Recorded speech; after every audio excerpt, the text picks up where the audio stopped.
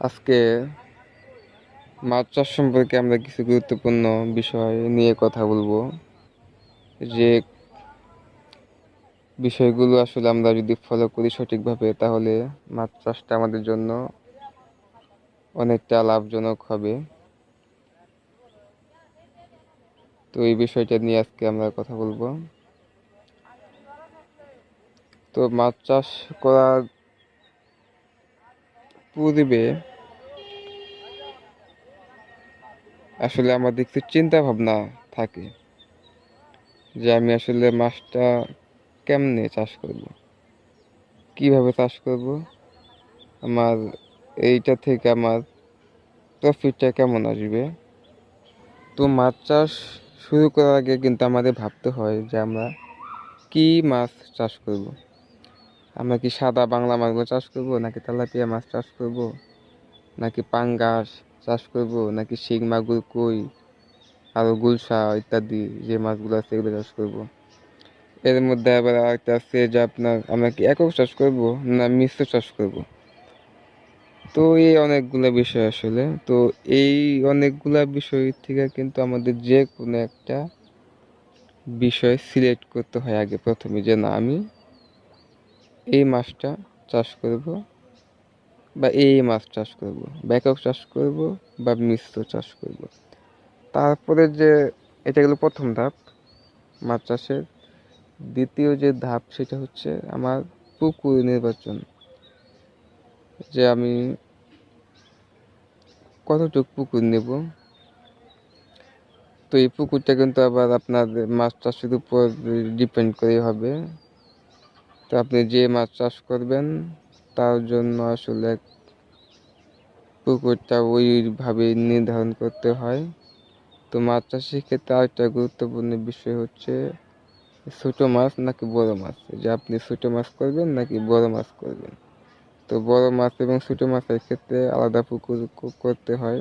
আলাদা পুকুর বলতে মানে যে পুকুরে আপনি বড় মাছ করবেন সেই পুকুরে যদি গভীরতা বেশি থাকে, তাহলে কিন্তু সেখানে আর ছোট মাছ করতে পারবেন না।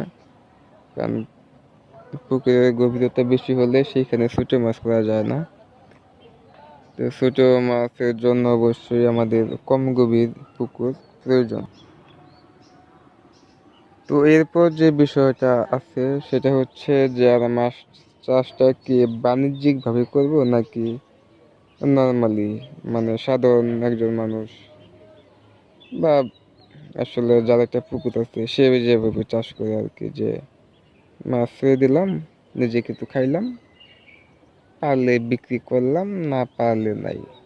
আরেকটা আছে যে না আমি বাণিজ্যিক ভাবে করব, যে না আমি এত টাকা মাছ ছাড়বো, এত টাকা খাওয়াবো, এতদিন পালবো, নির্দিষ্ট একটা সময় পর যে না এতদিন পর আমি এত টাকা মাছটা বিক্রি করব। এখন এখানে 19-20 হতে পারে, কিন্তু এটা আমাদের একটা আনুমানিক একটা বিষয় সেট করা থাকে। তো এটা হচ্ছে বাণিজ্যিক চাষ। তো বাণিজ্যিক চাষের ক্ষেত্রে অবশ্যই আমাদের মিনিমাম 3টা পুকুর লাগবে। আমরা যদি বাণিজ্যিকভাবে চাষ করতে চাই, মানে সব কিছু থেকে নিজে থেকে যদি আমরা করতে চাই, তাহলে আমাদের মিনিমাম 3টা পুকুর লাগবে। এর মধ্যে একটি থাকবে আতুর পুকুর, যেটাকে আমরা রেণু পুকুর বলি, আর 2টা পুকুর থাকবে এগুলাতে আমরা মাছ ছাড়বো আর কি, চাষ করব। মানে এটা থেকে আমরা আউটপুট নিয়ে আসবো আর কি। তো এখন এই 3টা পুকুর এর আয়তনে কিন্তু আবার ভিন্ন রকম হতে হবে। রেণু পুকুরের গভীরতা থাকবে কম, এবং আমার যে পুকুরগুলোতে মাছ চাষ করবো সেই পুকুরগুলোর গভীরতা থাকবে বেশি। তো রেণু পুকুরের আয়তন থাকবে কম, মানে ছোট আকারে থাকবে পুকুরটা, এবং যে পুকুরগুলোতে আমরা মাছ চাষ করবো এর আকার থাকবে বিশাল। সেটা 2 বিঘা থেকে যত হতে পারে 10, 20, 30, 40, এবং এই পুকুরগুলোর গভীরতাও অনেক বেশি হতে হবে।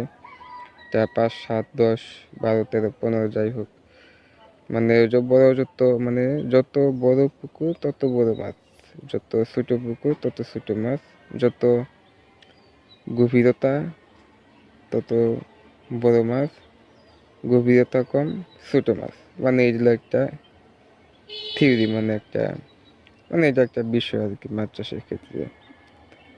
তো আমরা এই বিষয়গুলা লক্ষ্য করে কিন্তু আমাদের মাছ চাষ করতে হবে। এইগুলা যদি আমরা মেনটেন না করি সেক্ষেত্রে কিন্তু আমাদের মাছ চাষে বিভিন্ন সমস্যা, প্রতিবন্ধকতার সৃষ্টি হয়। এর জন্যই আমরা প্রায় শুনি যে মাছ চাষে আসলে লস, মাছ চাষে এই সমস্যা, মাছ চাষে ওই সমস্যা। তো আমি আজকে মানে এই পুকুর মাছ চাষ বা পুকুর সিলেক্ট থেকে শুরু করে মাছ চাষ, মানে এই পুরো বিষয়টা থেকে আমি যে বিষয়গুলো আপনাদের বোঝাতে চাইলাম সেটা হইতেছে যে মাছ চাষের শুরুতেই কিন্তু আমাদের কিছু চিন্তা ভাবনা করতে হবে। তো আমি এই বিষয়গুলি আপনারা জানার জন্য আজকে এই ভিডিওটি করলাম। তো ভিডিওটি যদি আপনাদের ভালো লাগে তাহলে অবশ্যই একটি লাইক দেবেন। আপনাদের মাছ চাষ সম্পর্কে যদি কোনো বিষয় জানার থাকে বা জানতে চান তাহলে অবশ্যই সেটা কমেন্ট করবেন। আমি চেষ্টা করব ওই রিলেটেড একটি ভিডিও তৈরি করার জন্য। তো সবাই ভালো থাকবেন, সুস্থ থাকবেন। আর মাছ চাষ যারা করতে চান তারা অবশ্যই এই বিষয়গুলো লক্ষ্য রেখে তারপর সিদ্ধান্ত গ্রহণ করবেন।